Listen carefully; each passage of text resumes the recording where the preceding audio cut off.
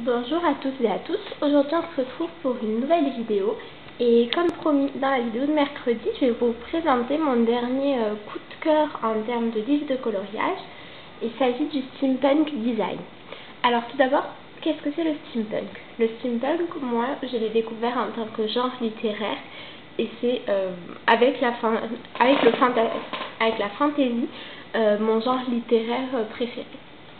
Donc le steampunk, en général, ça prend sa place dans une époque victorienne, de style victorien.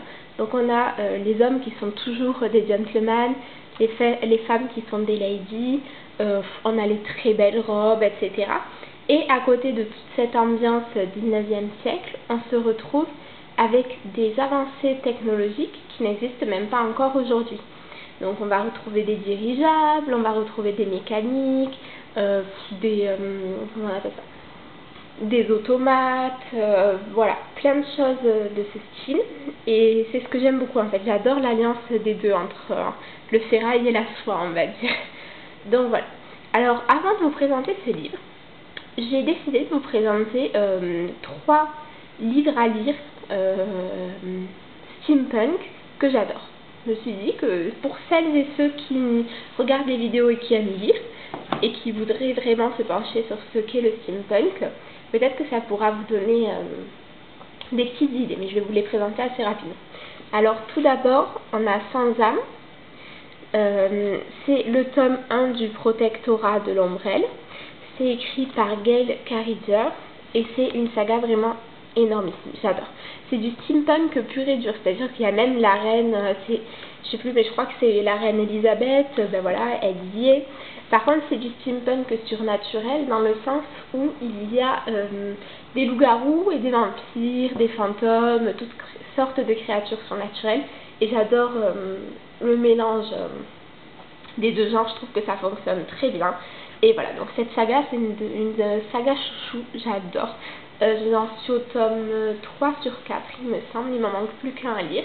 Et voilà, j'ai hâte de terminer enfin la saga pour voir justement ce qu'il en est. Ensuite, la deuxième saga chouchou steampunk que j'ai, c'est Victorian Fantasy.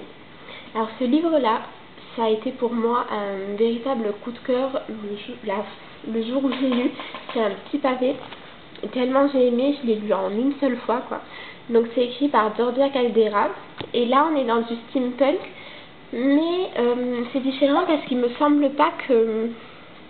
C'est-à-dire que c'est du steampunk fantastique en fait. On n'est pas vraiment dans le monde, dans un monde comme le nôtre. Il y a des sorcières, etc. Mais ça reste du steampunk dans le sens où il y a vraiment les valeurs de l'époque victorienne mélangées à toutes sortes d'avancées technologiques, etc. Et vraiment, cette saga, si vous l'avez jamais lue et que vous aimez lire, je vous la conseille, c'est une chose. Voilà. Et la dernière saga que j'ai à vous présenter, c'est une trilogie dont le tome 3 sort très bientôt. C'est Le secret de l'inventeur. Voilà. Donc Le secret de l'inventeur, c'est de Andrea Cremer. Et donc le tome 1 s'appelle Rébellion.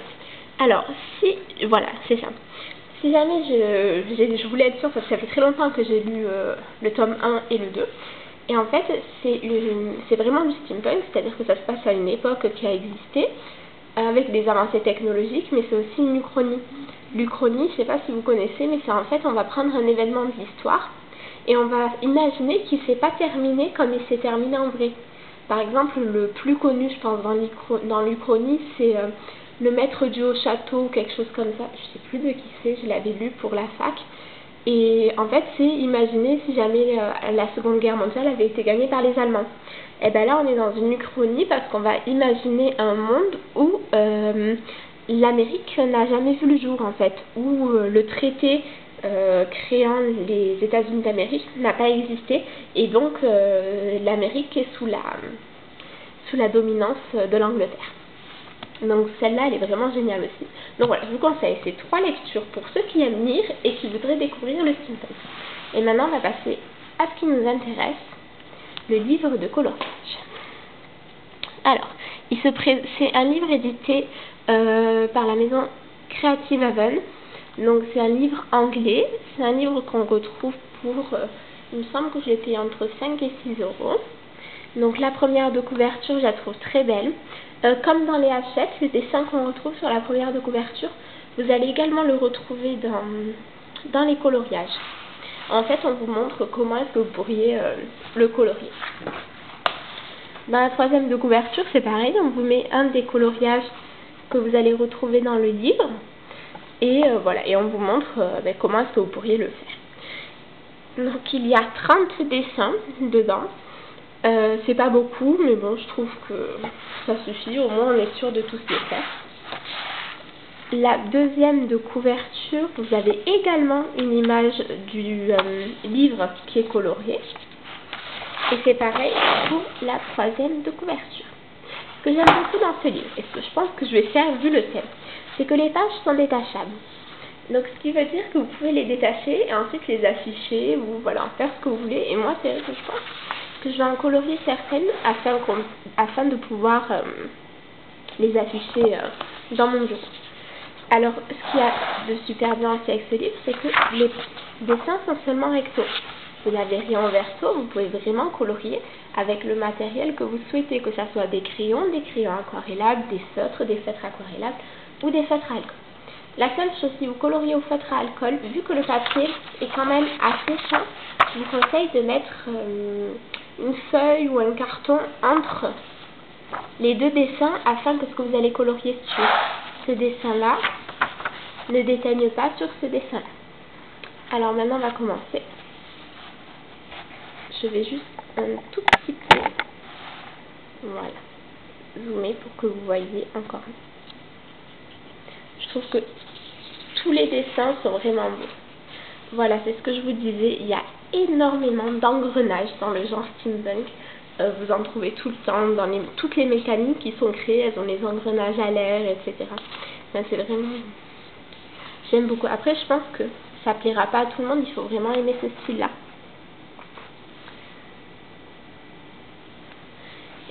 Et même par rapport aux tenues, vous voyez, ça c'est pas du tout une tenue qu'on trouve actuellement, les longs manteaux comme ça, les chapeaux, etc. C'est des tenues assez anciennes. Et moi c'est vrai que j'aime beaucoup le contraste justement entre l'ancien et le futur.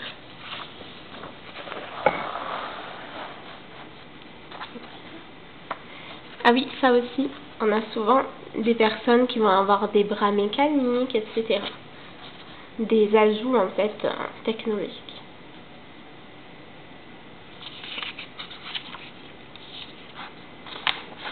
Celui-ci est très très bon.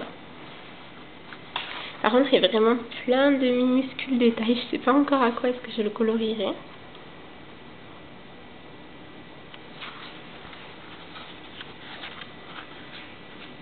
Alors celui-ci, si jamais je le retrouve sur la page Facebook, je vous la mettrai en barre d'infos.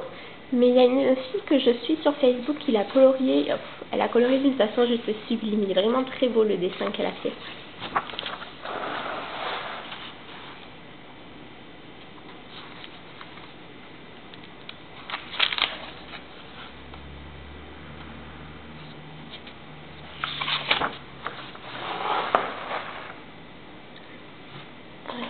Et surtout, n'hésitez pas à me dire en commentaire ce que vous pensez de ce livre.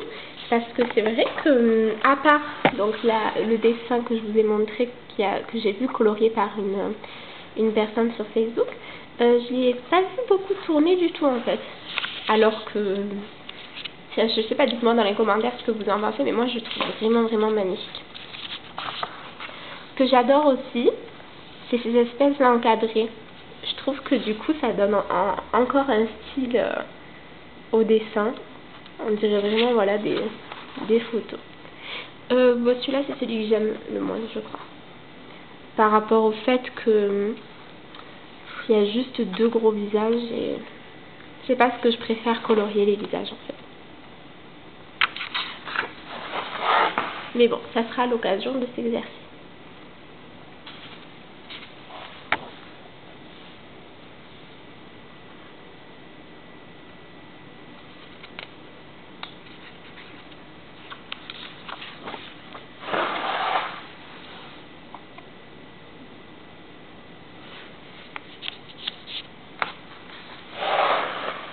Et aussi, n'hésitez pas à me dire en commentaire s'il y a un des livres de coloriage que je possède que vous souhaiteriez voir de manière plus approfondie comme ça.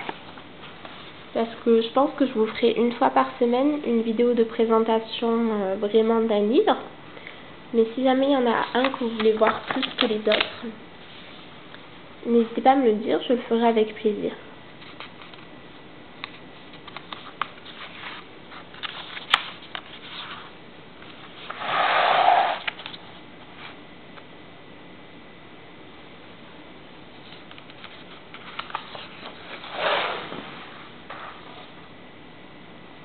Vous voyez, on a 30, mais il y a vraiment de quoi faire parce que je sais pas, ce sont pas des dessins qu'on va faire en 10 minutes, quoi. Enfin, moi, je les vois vraiment, à part ceux où il y a des tout petits détails que je ferais peut-être plutôt au feutre à alcool, je les vois bien au Prismacolor ou au marqueur raffiné avec des jolis dégradés, des jolis effets. Enfin, il y a vraiment plein de choses possibles à faire avec ces livres.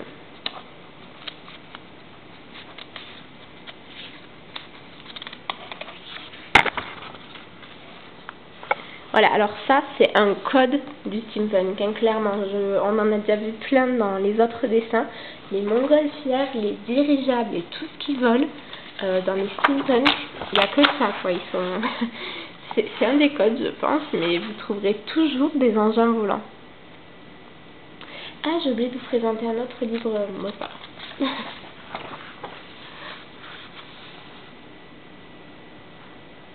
Celui-là, il est très joli. Que celui-là, c'est exactement ce que je vous disais. Le monsieur est totalement un gentleman, ça se voit à ses vêtements. Et la dame, rien qu'à la forme de sa robe et à son chapeau, c'est une lady. Et ça, vous voyez, c'est des animaux mécaniques. C'est également très répandu dans le steampunk. On a toujours des animaux qui sont mêlés à de la science, en fait. Et qui deviennent des animaux mécaniques.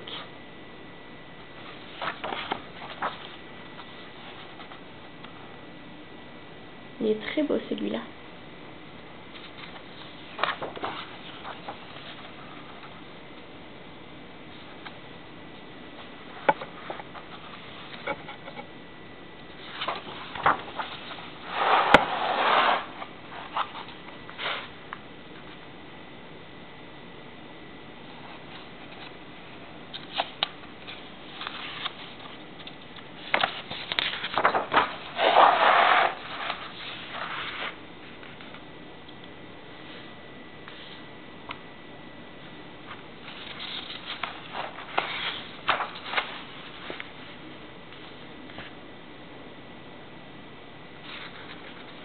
Et voilà. Alors, j'espère que cette vidéo vous aura plu, que le livre vous aura plu. Surtout, n'hésitez pas à me dire dans les commentaires ce que vous avez pensé de la vidéo, ce que vous pensez du livre. Est-ce que, comme moi, vous le trouvez magnifique ou est-ce qu'au contraire, il ne vous inspire pas plus que ça? Voilà. N'hésitez pas également à me dire la revue de quel livre vous souhaiteriez la semaine prochaine. Et en attendant, on se retrouve mercredi pour une nouvelle vidéo. Au revoir!